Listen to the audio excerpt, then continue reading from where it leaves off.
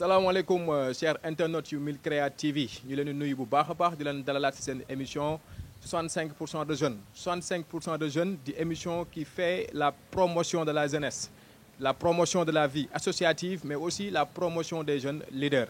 tey ñu am ñaari ndaanaan di leen dalalaat comme d'habitude ni ñu koy defee muy le docteur Mbaye Sylla mais aussi di le professeur écrivain Amadou Thiam donc balaa ñuy sori ma bàyyi leen ak monsieur docteur Mbaye Sylla mu nuyu ak yéen. salaamaaleykum maa ngi nuyu cher mbokk internet yëpp di nuyu ñi toog ci plateau bi di ci jiital sëñ Amadou Thiam mi nga xam suñu professeur la di écrivain di ci teg Soura mi nga xam mooy suñu professeur la bu ñu yàgg a jàngal. voilà donc ñuy nuyu aussi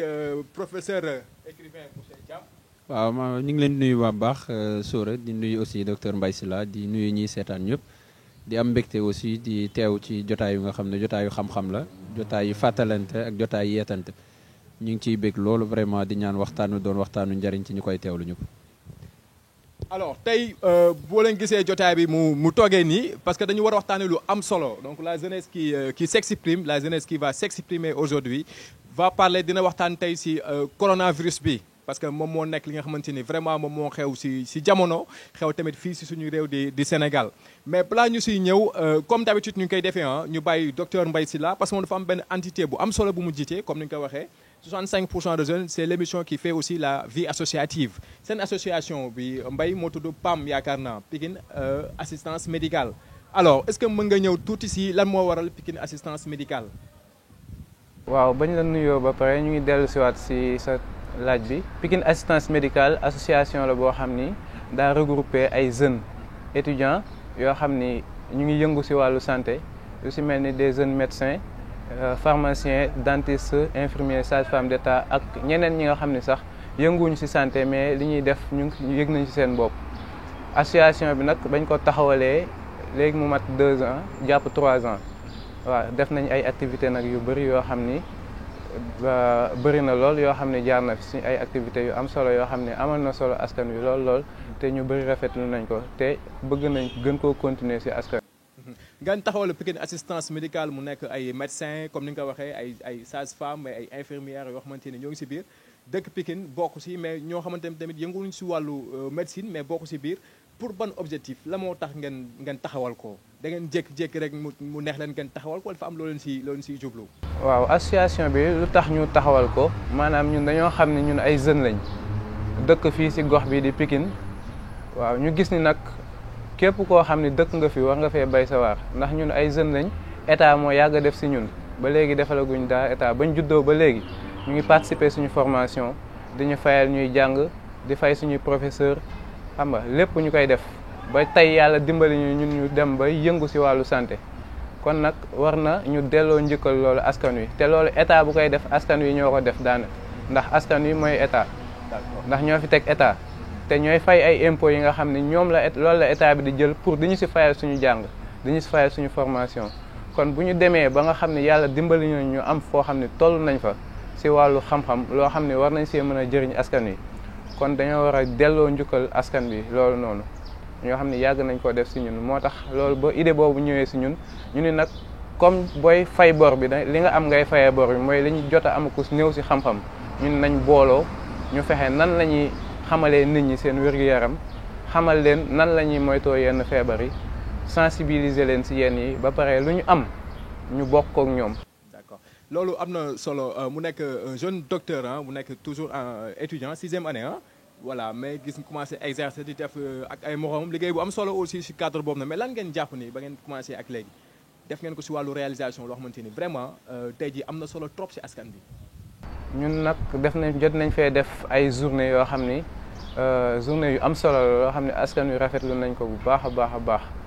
ndax def nañ suñu 2e édition mois de septembre bi passé journée 72 heures yoo xam ni ay journée de sensibilisation la doon ay zone don de sang dépistage xam nga ay consultation gratuite avec don de médicaments don de moustiquaires ndax jamono yooyu da doon tombeek nawet xam nga sibbiru bi bëri ñu boole ci don de moustiquaire jàppale askan wi bu baax a baax dem nañ fi aussi ci taalibe yi yóbbul leen ay don xam ne ñoom dañ koy soxla ak ay dund xam nga invité tamit ay professeurs yoo xam ni xam ñu si gox bi lañ dëkk si Pikine ñëw ñu jàpp si liggéey boobu noonu. am na solo docteur Mbaye ngeen nekk donc ay étudiants en médecine nekk ay aspirants nekk ay docteurs kuréel bi ñu ko ëmb bari na tey Sénégal mu am benn feebar bu bees boo xamante dafay dugg lëmbi àdduna bi nag ñëpp xam ko muy gars yi ragal coronavirus lan ngeen jàpp ni yéen est-ce que am ngeen loo leen si def si feebar boobu yéen waa PAM est-ce que am ngeen loo leen si def. waaw coronavirus moom comme niñ ko gisandooyee feebar la boo xam ni léegi pandémie la ko OMS déclaré na ko muy pandémie. mooy maladie feebar boo xam ni dafa law si àdduna bi comme sida nu mu lawee si àdduna bi loolu nag Sénégal mucc si ndax tey feebar bi dugg si na fii si Sénégal di fi def ay jéego ñun nag daf ñoo war comme ni mu waree état mu aar ñu ñun tamit si suñu xam-xam comme dañuy yëngu si wàllu santé daf ñoo war ñu fexe xeex feebar bi ba mu jóge fi comme ñun nag ay jeunes lañ di góorgóorlu di jàng amaguñu ay moyens yu bëri mais ñàkk moyen taxul nga war a mën a jàpp si liggéey bi ñu ngi jàpp si liggéey bi si côté bi ñu mënee lu si mel ni sensibilisation yi ñuy def commencé nañ ko te xam naa si fii ak fan yu néew dinañu dégg bu baax ndax ñu ngi si suuf di liggéey ay liggéey yu am solo commencé nañ aussi def ay genre flyers di ko distribuer ak yooyu noonu instant yi daal ñu ngi si bu baax.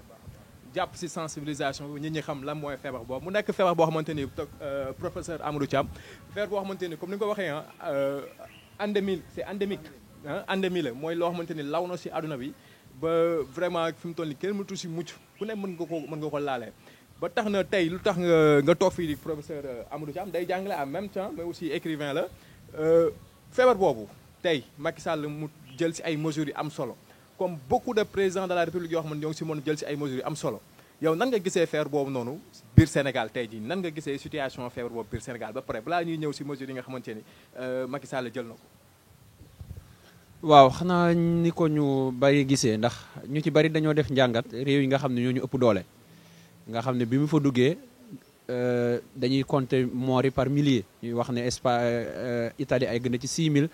Espagne mi ngi ci 3000 ñooñu dëkk yooyu sax yéex ko jot sax ñoo raw Chine nga mu sosoo ci wàllu nit ñu loru ci feebar bi donc mu nekk feebar boo xam ne bu duggee ci dëkk du feebar bi jëm moo garaaw waaye ni muy lawee mooy bari ba day bari nit ñoo xam ne duñu leen mën a ci jël en charge boobu eggee ci yenn stade yi dañuy am ay problème pour réanimation bi jaar yoon pour wutal leen appareil respiratoire ak yooyu mooy tax décès yi ñu leen di compter par milliers bu fekkee cas infecté yi dañoo bari ci benn réew. alors réew mel Sénégal bi mu fi duggee njàqare la jur ndax ñun ku ne xam na ne suñu social bi ni ñuy dundee nii ci biir askan wi jaxasoo la ak toog ay jotaay ak bokk jotaay ak dend te tawat bi noonu lay jàllee moo tax bi mu fi duggee autorités yi ci saase bi ñu neutraliser ñaari cas yi ba foog ne jeex na. bi ñu toogaatee am keneen ku jugee bitim réew indi ko fi ci bërëb bay Touba da nga gis ci saase wàlle bi tàmbali mbir mi law ba sax Touba ga mu sosoo sax léegi Ndakaaru moo ko ëppale ay cas yu mu am donc feebar bi di law ba ñu am léegi 105 cas kon ñu xam ne def na ay jéego yu bari biir Sénégal léegi nag bien entendu njàqare gi mu jur ci ñun rek mooy fexe nu ñu mën a ñaaxee suñu askan bi nga xam ne am na lu mu tàmmoon di ko dundee ci wàllu jaxasoo te feebar bi bëgg loolu nu ñu mën a fexee ba dëpp xeetu dundin googu ba méngale ko ak xeex bi ñu war a xeex tawat bi ba mu jugee fi loolu mooy li gën a metti moo tax mesures yi jóge fii yëpp ci état bi jël boo xoolee bu dee état d'urgence gi ñu déclaré bu dee mesures yi ñu jël ci wàllu transport jël ko ci couvre-feu bi lépp ça entre dans un cadre simple mooy fexe bañ ndaje bi pour ñu éviter feebar bi law ndax bu lawee rek day jul gàllankoor. D'accord alors feebar bi law ndax bu lawee dafay indi leneen. mais guddi gi tamit dina am ay jaxasoo ndax boîte de nuit yaa ngi fi bar yaa ngi fi. nit ñi guddi gi ñu ci bëri am na ay grand place dañuy toog seeti seen mbokk yi wala dem seet seen xarit yi di naan ataaya bokk kaas yi ñuy bokk kaas xam nga ak oto yi circuler ci guddi gi ndax ñu bëri dañuy circuler tamit loolu ñu gën koo wàññi ndax nit ki bu dee day liggéey sax wàcc am na ñoo xam bu ñu liggéeyee wàcc dañuy dem seeti seen copains yi toog ñu waxtaan gëj a gis affaire yooyu noonu léegi loolu bu ñu ko limité participer nañ tuuti ci li nga xam ni mën na tax feebar bi law ndax ñëpp buñ liggéeyee wàcc ñëw toog seen kër buñ koy wàll it seen waa kër lañ koy wàll bëccëg bi tamit ndax jëluñu ay mesures yoo xam ni comme confinement total ndax bëccëg bi nit ñi mënuñoo bañ a liggéey ndax pays en voie de développement lañ nekk mënuñoo def confinement total ndax am na ñoo xam ni chaque jour lañuy du jour au jour la ñuy dund maanaam bu ñu xëyee dañuy wuti dépense buñ ñëwee joxe ko dund si xëyaat demaat wuti dépense kon kooku boo ko bëggee toogloo këram maanaam bu ko corona bi reyul xiif gi dina ko rey xam nga moo tax ma rafetlu maanaam état bi décision yooyu mu jël mais tamit am na ay mesure d'accompagnement yu mu àndal lu si mel ni ñu wàññi jaxasoo bi comme li médecins yi wax rassemblement yi fi nga xam ne fa la nit ñi di daje pour comme ñun niñ def nii toog 1 mètre yoo xam ni tey ji bu ma doon wax même bu ma ko amoon sax yàlla na si yàlla musal ma doon wax nii ba jékki-jékki tisooli maanaam gouttelette yooyu noonu di génnee si man nga xam ne day génnee lu mat ay milliers de virus mën na la bañ a laal. D'accord, parce que sori naa la 1 mètre. ndax sori nga ma lu mat 1 mètre. foofu dañ ne virus bi du mënul voyage lu mat 1 mètre. loolu la ñuy wax foofu quoi moo tax. waaw dañ ne comme ça virus bi boo dendeek nit ñi muy wax ak yow bu dee génn na si gémmiñam mënut a dépasser lu mat 1 mètre. D'accord. moo tax boo defee sa distance 1 mètre loolu di nga protéger sa bopp tuuti. waaw un peu quoi mais comme ni nga waxee mesures yi. ngeen tëj nit ñi ñu toog couvre-feu. ñu toog seen kër yi. mais tamit ñu bañ leen tëj à 100% ndax bu boobaa bu leen corona bi reyul xiif dina leen rey ndax il faut que ñu génne aussi outil lu ñu am. mais donc professeur Amadou Thiam nga yaakaar ni couvre-feu bi est-ce que c'est bien pensé pour yow. waaw xam nga couvre-feu mesure buy ànd ak état d'urgence bi la bi ñu décrété parce que état bi tamit gis na cas yi ni muy évoluer ci week-end bi wees rek dañoo am 11 cas le samedi amaat 11 le dimanche waaye amaat 13 le lundi donc affaire bi di évoluer donc il fallait effectivement te ñëpp ko doon xaar des mesures yoo xam ne day tax ñu limiter propagation bi te loolu yomb lenn rek la rassemblement bañ a am waaye ndax léegi nag couvre-feu bi objectif bi principal bi rek mooy comme ni ko sëñ Mbaye waxee guddi gi bari na ñoo xam ne dañ doon am occasion di dajaloo am xew yoo xam ne heure yooyu lay commencer nit ñi di dajaloo foofu di tëgg donc pour éviter loolu et montrer aux gens aussi que l'heure est grave ndax bu couvre amee 20 heures kenn mënul génn ngay gis ay nit di nekk en difficulté bu ñu génnee loolu day wan nit ñi toog seen kër ne ah kon yegg nañ situation bu doy waar nag boo xam ne ñun ñëpp war nañ koo bàyyi xel te beneen mesure bi ci toppaat jëm ci wàllu oto yëpp dinañ ko wàññee loolu yëpp ça entre dans ce cadre là peut-être li tax ça a été pris à la hâte teniruñ en compte yenn mesures yi ko waroon a ànd ak moom. parce que tey jii nii couvre-feu am na toog leen seen kër bu leen génn mais cas d'urgence mën na am lu bokkul ak coronavirus. waaw foofu est-ce que xalaat nañ bu baax naka lañ war a mën a defee couvre-feu. voilà xam nga évolution maladie bi moo indi yenn mesures yoo xam ne saa mesures dañ ko jël mu gaaw jotuñu cee xalaat nag moo tax am na ci erreur ndax tawat bi dëgg la coronavirus mais yeneen feebar day dal ay nit ñi dañuy crise guddi nit ñi dañuy am feebar bu leen dal guddi ñu war a dem hôpital d'urgence donc bu fekkee accompagné wuñ mbir yi ba taxi yëpp gaare te ku ne xam ne fii nga am sa kër oto loolu c'est pas du tout évident donc nit ki tey mu bëgg a dem hôpital nan lay def loolu tam bàyyi wuñ ko xel ça veut dire que kon failles yi au fur et à mesure ñuy dem lay ñëw parce que mesure bi dañ ko jël mu gaaw moo tax te mënul woon ñàkk nag parce que il faut ñu freiner propagation parce que Sénégal tant que ñeem cas yi yam naan prise en charge maladie mi ngi stable c'est parce que nombre bee bareegul mais bu baree duñu ko mënati te su boobaa dañuy mujj di segg comme yenn réew di def donc état bi xam nañ en réalité fi ñu toll ñun ci wàllu kàttan ci wàllu doole mënuñu ko moo tax li ñu mën mooy prévention donc moo waral mesures radicales yi ñu jël bien sûr failles yaa ngi ciy feeñ mais je suis sûr que autorités yi ñu ngi koy yëg te dinañ ci bàyyi xel. boo doon noté tey jii ban faille ngay jàpp ni actuellement nii kut waroon nañ ko mën a corriger fi mu toll nii par rapport ak couvre-feu bi. waaw faille bu njëkk bi mooy premier jour couvre-feu bi ñëpp gis nga ni ñu ko déploré parce que xam nga couvre-feu dafa gëj a am Sénégal yu mujj yi sax xëy na boobu man gone laa xàmmee moon waaw tout à fait am ñoo xam ne bañ koy dégg rek jàppoon nañ ne couvre-feu mooy da ngay ñëw ñu laaj la say papier nga wala dara bala ngaa génn xamuñu woon ne ni ko force de l'ordre di appliquer nga xam dañuy ñëw di bastonner nit ñi di dóor nit te duñ la laaj ay erreur la donc premier jour boobu échec boobu moo njëkk a feeñ ci couvre-feu bi parce que bi ñu xëyee au lieu ñu wax ci feebar bi ak sensibilisation dañoo bàyyi feebar bi nekk ci diggante policiers yi ak askan wi ak dóor bi ça veut dire que couvre-feu bi premier jour bi échec sax la ndax daf ñoo fàttale son objectif de départ moo doon lutter contre la maladie far ñu wëlbatiku nag di wax ci diggante policiers ak askan wi donc loolu mooy njuumte bi te loolu policiers yi premier jour bi mënoon nañu jouer sax ñoom rôle sensibilisateur ku ñu ñëw fekk la foofu ne la ah sa waay yow de xam ngeen couvre-feu nangam ak nangam nii ngeen toogee sax warul 20 heures léegi fu mu jotatee ngeen xam ne nangam bu ko defee nit ñi sax parce que loolu ñun ñëpp xam nañ ko Macky Sall wax na ko directement ci télé bi ñëpp dégg ko est-ce que du nekk répétition parce que lu xam la ba pare non mais lu tax du nekk répétition mooy génn nga 20 heures di ñibbi ay policiers dogale la arrêté sa oto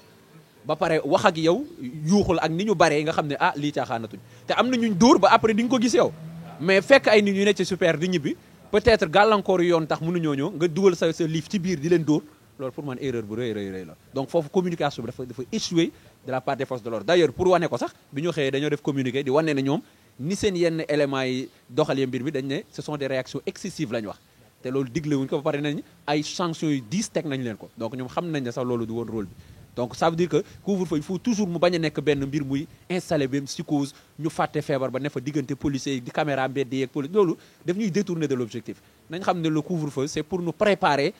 ci confinement ndax mën nañ cee jëm bu mbiri gënee garaaw confinement lañ jëm tëj nit ñi ak bëccëg ak guddi yëpp donc lii c'est une phase préparatoire mais l'objectif daal bu ñu ko fàtte nekkuñu ci période guerre nekkuñu c'est juste une maladie bu ñu bañ mu law donc dans ce cas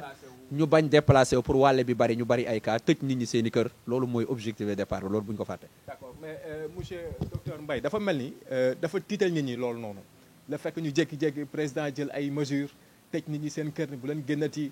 chaque jour ngay dégg ay mort ainsi de suite maladie bi est-ce que psychose boobu noonu waroon na mën a am si maladie bi garaaw na garaaw boobu noonu. waaw maladie bi c'est que boo gisee psychose boobu am nit ñi ñooy gisal seen bopp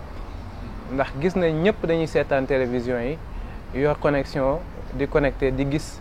daanaka monde bi globalisation la ñuy wax mondialisation la maanaam lu xew tey dëkk États-Unis tey ji da nga koy yëg léegi à l'instant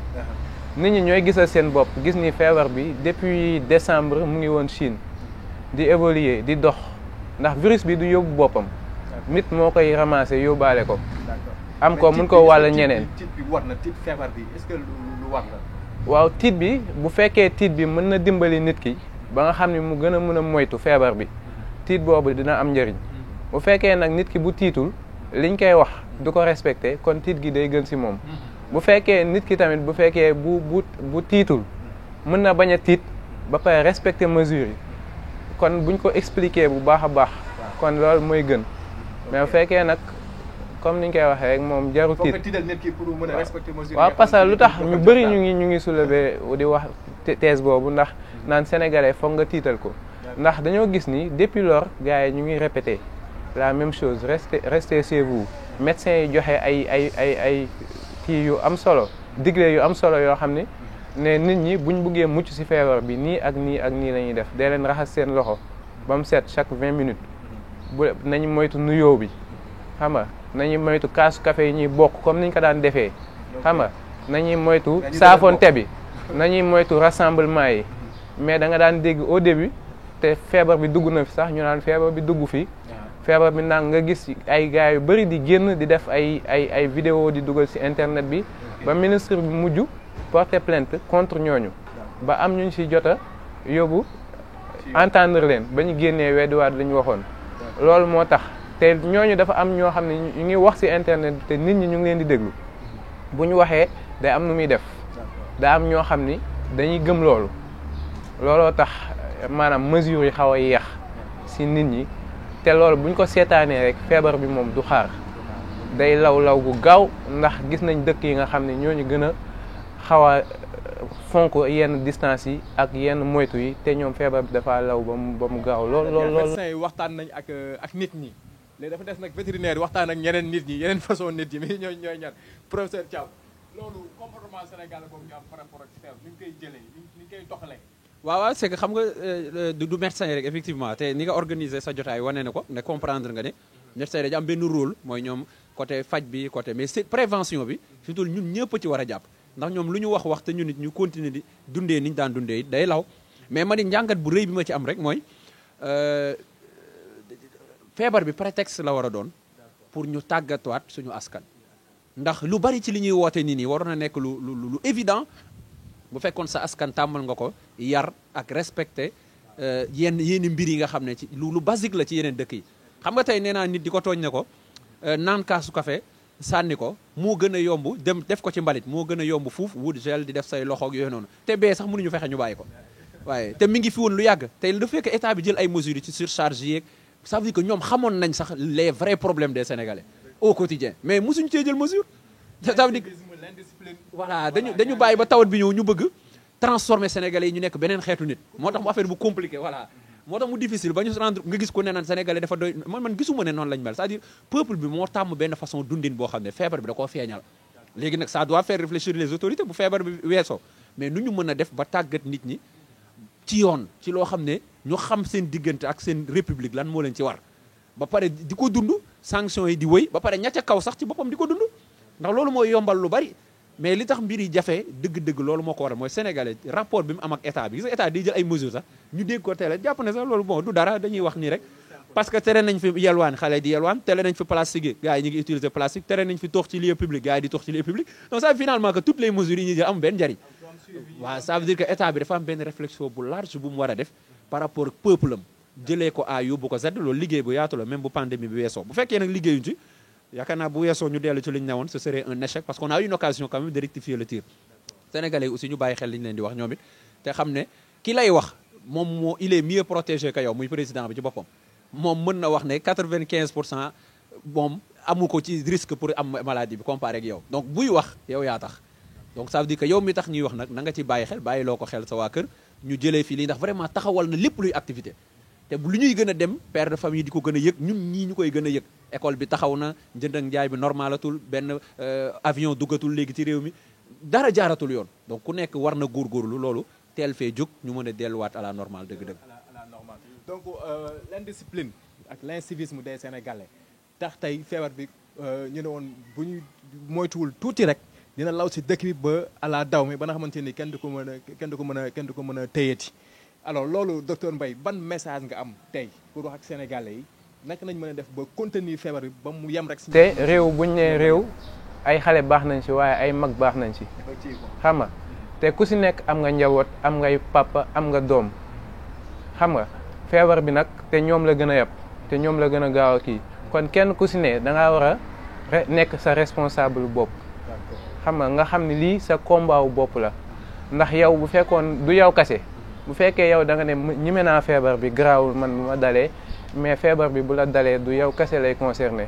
ndax mën nga ko wàll sa am di njàm mën nga ko wàll sa jabar mën nga ko wàll sa doom mën nga ko wàll keneen ak keneen ñoo xam ni seen yoon nekku si woon kon nag kenn ku ne na nga nekk responsable li ñu wax nit ñu respecté ko mooy ñu moytu distance ñu am distance moytu rassemblement yi toog seen kër ku amul lu ñor lay doxi nga toog sa kër moytu distance kii bi rassemblement yi di raxas loxo yi fu ñu toll xam nga couvre-feu bi niñ ko waxee ñu respecté ko jeunes yi ñu bañ koo jàppee foo ak dàqante policier ak yooyu noonu ndax nekk xale tamit taxuta responsable xam njëriñu sa réew nga war koo mën a apporter dara apporter ko sa bopp ndax ñun ñëpp kenn ku si nekk ay jeunes lañ te ëllëg dañoo war a nekk kilifa yenn vidéo yi buñ ko génnee nga nekk kilifa nga gisaat sa bopp say doom gis la loolu day nekk loo xam ni du doon lu rafet du doon lu ñaaw dañ naan kon sama waajur ni la daan nekkee ak nangam kenn ku ne war ngaa xalaat ëllëg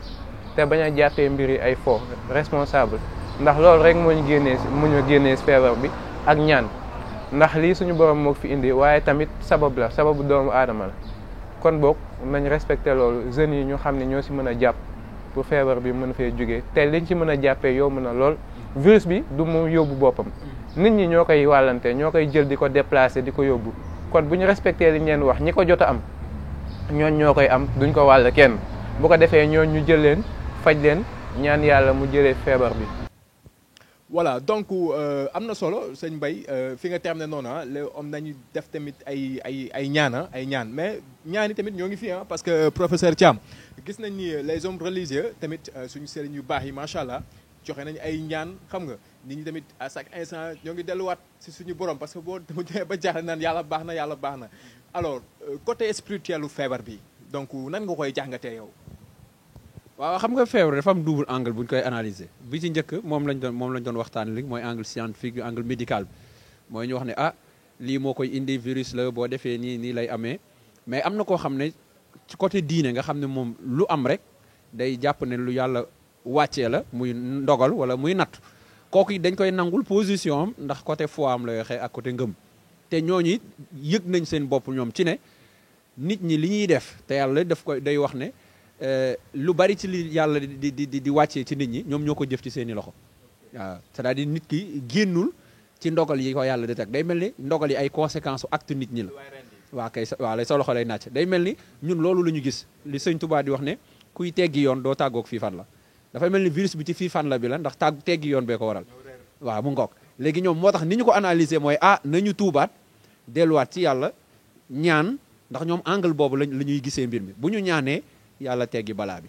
gisoon nañ fi peste bi duggee maa ngi ni ñu taxawee woon def ay ñaan ba mu deñ fi ku ne xam ne itam tëj giñ tëj jàkka yi tëj ko lépp pour éviter rassemblement yi te jàkka di yërmande juma dajaloo mbooloo di yërmande aj màkka bokk ci piliers yi am pay bu rëy bu ñu lay dugal àjjana direct di yërmande loolu yëpp tëju kon mën nañoo analyser ne day mel ni yàlla mere na ay mbindeefam ba xañ leen sax yërmandeem ak ndajeem ñoom noonu ñu ko gisee tax ñu ne kon na jaami tuubaatal suñu borom dellu ci raxasaat seen xol ba mu sell ba pare ñaan ko jéggalu ko nangu ne ay nit lañ dañuy juum ngir mu teggil leen balaa bi moo tax ñoom bi ñu ko xamee noonu gis nga sëñ Mountakha yëkkati na xaalis bari joxe ko def na déclaration yi wax taalibe yi léegi lu li nga xam ne médecins yi wax nañ ko di ko war a def parce que foofu lañ toll nag ñi nga xam ne ñoom ñoo yor wàllu médecine bi lu ñu wax jëfa ca topp ndax xam-xam bi ñu am nag yàlla leen ko defal te ci domaine bii ñu ne seen wàll la luñ ne nañ ko def defa ca topp ñeey luñ ñu digal ci ne nañu ñaan nañu ko ñaan bu ñu boolee ñaar yooyu mën nañoo daan feebar bi te ku ci ne comprendre nañu ñaari angle yooyu noonu rek moom moo fi ne ci ni ñu mën a analyser feebar bi. donc yaakaar boobu di wéy di law ba yaakaar naa docteur Mbaye am na benn peut-être espoir boo xamante ni nit ñi ñoo ngi koy am xaar si feebar bi jamono yi di ñëw muy lan. waaw comme damay yëkkatee fi sëñ Thiam daanale rek muy wàllu ñaan gi lu am solo la ndax dëkk bi ñu nekk ñu si bëri ñu ëpp si dëkk bi bokk ay way gëm lañ gëm yàlla comme ñaan dafa am solo si ñun lool kon nañ ñuy wax kilifa diine yi ñu yokk ñaan yi ñëpp tamit ñaan te dellu suñu borom ginnaaw loolu tamit zahir baatin boo gis day ànd ak ab zahir maanaam wàllu médecine yi comme ñun fi ñu féete domaine médical bi am na espoir ndax am na ay vaccin yoo xam ne ñun ñu ngi koy defar lu si mel ne États-Unis Chine France ba Allemagne ñu si bëri ñu ngi siy sonn instant yi di def ay gëstu pour génnee benn vaccin boo xam ni buñ ko vacciner nit ñi bu ko defee feebar bi bu ñëwoon sax dootul mën a wàll nit ñi waaye si loolu tamit am na benn garab boo xam ni loolu du vaccin ndax vaccin pour prévenir la am na benn garab boo xam ni ñu ngi koy wax chloroquine te mu am benn dérivé boo xam ne mooy hydroxychloroquine dérivé la si chloroquine gars yi ñuy wax chloroquine rek mais boobu benn dérivé la si chloroquine hydroxychloroquine kooku nag benn scientifique boo xam ne médecin boo xam ne mu ngi fële ca France si Marseille docteur Raoul te fekk baax fii si Sénégal fii si Dakar ndax lépp luy wàllu infection buy dal nit buy wàlle ñoom ñoo lay faj moom mooy chef de service bi génnoon na ba def benn wax ne chloroquine googu xam nañ ni kii bu baax la garab gu baax la te ñu ngi koy utiliser di si gis ay résultats donte am na ay effets secondaires mais effet secondaire du reye après mën nañ ko gérer xam nga ba nee na sax fii Sénégal tàmbali nañ ko utiliser te ñu ngi siy am ay résultats te ñi koy utiliser si yeneen dëkk yëpp ñu ngi siy am ay résultats donte gëstu gi des na nag nee na gëstu gi des na ndax ñu ngi siy gëstu ba xam à 100% war nañ ko mën a utiliser mais maladie mënuñoo xaar ndax feebar bi ni muy reyee peut-être xaw na gaaw si ñenn ñi moo tax moom gëm na ni war nañ ko mën a utiliser pour l'instant si maladie yi ñu am ndax ñu mën a gaaw wér faj leen ñu wér le temps que waaw ñuy am à 100% ni war nañ ko mën a utiliser mais fu mu toll nii daal war nañu jàpp nañ si dara daal loo xam ne war nañ ko mën a fajee feebar bi am nañ espoir waaw muy hydroxyde mais tamit doguma la maanaam il faut ñu wax si sénégalais yi nga xam ni dañuy dégg rek daal di dem jëfee topp WhatsApp beeg yooyu ndax dégg naa ñu bëri ñu chloroquine gi da koy faj am ñoo xam ne dañuy dem si pharmacie yi dem jënd chloroquine Nivaquine gi ñëw jënd ko teg ko wala ñu jënd ko naan ko mais ñu xam ni chloroquine du pour prévention buñ ko naanee mën na leen indil yeneen problème day pour faj la ñi nga xam dañ ko am pour ñu gaaw wér buñ demee nag ba ñi ko am tamit buñ demee ba yenn cas grave yi chloroquine googu mën nañ ci dolli beneen médicament boo xam ni buñ ko associé moom dina amal patients yi njëriñ lool mais tamit buñ jug rek dem jëndi garab gi ndax dafa am ñeneen ñoo xam ne dañoo soxla garab gi te dañoo feebar ñu si mel ni ay lupus maladie yoo xam ne auto-immune la xam nga ak ñi nga xam ne dañoo am ay rhumatisme articulaire aigu ñooñu mënuñu waaw ñooñu mënuñoo ñàkk garab gi waaw mënuñu koo ñàkk te fu mu toll nii bu ko nit ñi jëndee denc ko seen i kër ñooñu dañuy soxla garab gi te duñ ko am te ñooñu tamit ay way feebar lañ comme ñi am corona gi kon buñ leen ko xañ ndax buñ ko manqué seen duñu mën a dund feebar bi da leen di yóbbu ñoom it ñu bàyyi xel si loolu bu baax a baax te benn pharmacien maa ngi invité sama mbokk pharmacien yëpp di leen wax bu ñu jaay médicament bi te amuñu ordonnance donte sax du garab goo xam ne peut-être dañ koy jaay avec ordonnance mais ak contexte bi ñu nekk nii population bi ku indiwul ordonnance boo xam ne médecin moo ko digal bu mu ko jënd bu mu ko jaay loolu daal maa ngi woo sama mbokk pharmacien yi nga xam ñu ngi yëngu si wàllu santé ñëpp ñu bàyyi xel loolu bu baax a baax a baax. L'appel est intéressant am na solo trop appel bu am solo la parce que dégg na teel rek ne damm na tamit loolu kenn du ko def. alors donc ñu nekk à la fin de notre émission ñu bàyyi donc peut-être Thiam voilà donc lan ngay tëjee ban mot d'espoir ngay jox askan bi nga xamante ni tey ñoo lay seetaan. espoir bi moom weesuwut ñu ñaan feebar bi jóge fi donc te am nañ ci yaakaar loolu mooy yaakaar bi rëy bi ñu am te yaakaar gi mooy rek mesures yi autorité étatique yi comme ça médical jël ñu bàyyi ci xel rek jëfee ko am ci yaakaar continuer di ñaan te buñ ci jógee itam mboolem loo xam ne njàngat buñ ci war a tiire la ñi jiite réew mi tiire ko ci jëfee ko pour askan wi jëm kanam parce que ñaari mbir yooyu ñooy tam feebar bi d'abord te mooy ñu toog suñu kër yi jëfee lépp lu ñu sant rek ba fexe ba arrêté propagation bi buñ ko arrêté faj ñi nga xam ñoo tawat ñu wér bu lépp ubbeeku waatee nag ba nit ñi dellu seen yitte ñu jàngee ci ne bari woon na kon lu doon am ci réew mi te du yoon te bi feebar bi ñëwee lañ ko commencé soppi loolu buñ ca yem nañu ko soppi définitivement sax faf mu génn ci ñun ndax du lu baax. ñu jàng si ni yàlla bu naree defar day mel ni kuy yàqu quoi donc peut-être yàqal nañu am na lu mu ñu yàqal même à travers le monde am nañu ay chiffres yu wane ni les morts pourcentage bi 4,5% la actuellement parce que le compte aussi n'est pas encore terminé mais boo xoolee ñu am ñoo si wér dem na ba 25,80 et quelques pour cent donc loolu tamit mënoon na nekk contraire bi xam nga donc santees yàlla bu baax a baax mais tamit que li mu ñu defal nii ñu jàpp ni du yàq sax mais maanaam dafa am na lu muy jental ëllëg daal waaw am na lu muy jental ëllëg donc Mbaye yow it lan mooy mot d'espoir bi mot d'espoir bi ñu ko moom la ñu wax léegi mooy chloroquine gi ak yaakaar ni tamit mesures yi nga xam ne état bi jël na ko dina jur njëriñ ci askan wi ndax loolu am nañ ci yaakaar ndax li ñu wax ni bëccëg bi nañ ko doxalee bu ñu ko doxalee wàllante bi dina néew lool même bu dee du ñàkk mais mën na néew lool guddi gi tamit moom niñ ko waxee bu ko ñëpp respecté kon daanaka wàllante mën na bañ a am beneen appel bu may lancé état bi rek en tant que jeune médecin te nekk hôpital xam lu fa ne buñ jugee ci feebar gi ndax feebar bi kenn kum ci dal ci ñoom ba ki dem rek gis nañ benn ancien ministre xawma boo xam ne am na ko bay lancé appel di wax nit ñi ne moom am na ko mu ngi remercier personnel médical bi et cetera ñu xam ni feebar bi joomul kenn kenn ku ko ci am ñaanu ma ko yàlla kenn du la yóbbu benn réew di la faji ñu xam ni ñun suñu hôpitaux yi li ci manqué dafa bëri lool te doyul Sénégal hôpitaux yi war nañ ko gën a yokk war nañ gën a former personnel médical bi war nañ leen gën a jox gëdd en plus war nañ defaraat suñu plateau médical bi ndax man mënuma concevoir ñu nekk ci dëkk boo xam ni nee nañ dañoo bëgg a jëm ci émergence ba développer te santé ñu néewal ko ginnaaw ndax balaa nga ne naam da nga fay nekk ndax da ngay wér ba pare soo ko mën a jàng mën a am xam-xam mën a jëriñ sa réew kon ñaar yooyu dañ ko war a fonk gën a fonk enseignants yi gën a fonk docteurs yi ba pare jox leen jumtukaay bu ñuy liggéeyee ba kenn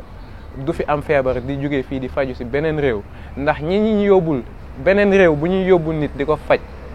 ñun bu ñuy jël benn patient di ko référer France wala dara daf ñuy metti lool ndax dañuy xam ni ñooñu nekk foofu di exercer ëpp ñu fi nekk xam-xam mais amuñu matériel bu ñu leen fajee te matériel boobu état moo ko fi waroon def. en tant que médecin da ngay gis professeur agrégé gis nañ ko bu yàggul boo xam ni moo nekk fii formé na ay médecins yu bëri yu nekk à l'étranger feebar ñu évacuer ko yóbbu ko France di ko faji plus de 78 millions. mu war koo fay dem di ko faj xaalis boobu xajoon na ci réew mi kon ñu bàyyi ci xel bu baax a baax xam ni médecine wér-gu-yaram mooy lépp état bi ñu bàyyi ci xel bu baax a baax. d'accord am na solo c'est un plaidoyer très intéressant ah très intéressant mais laal na tamit yéen tamit enseignants yi waaw ñu bàyyi leen xel parce que ñaar yooyu ñoo ànd santé et éducation donc am na solo nous sommes donc à la fin de notre émission mu nekkoon beneen 65% de jeunes la jeunesse qui s'exprime donc si les questions yi nga xamante ni moom moo leen di interpeller mais questions yi nga xamante ni aussi moom mooy interpeller suñu réew si lépp lu mën a doon nag tey ñu dalaloon ñaari naraan comme ni ngeen ko gisee di leen joxaat dig daje beneen yoon ak yeneen invité si 65% de jeunes si Mille Créatives yi jaa ngeen jëf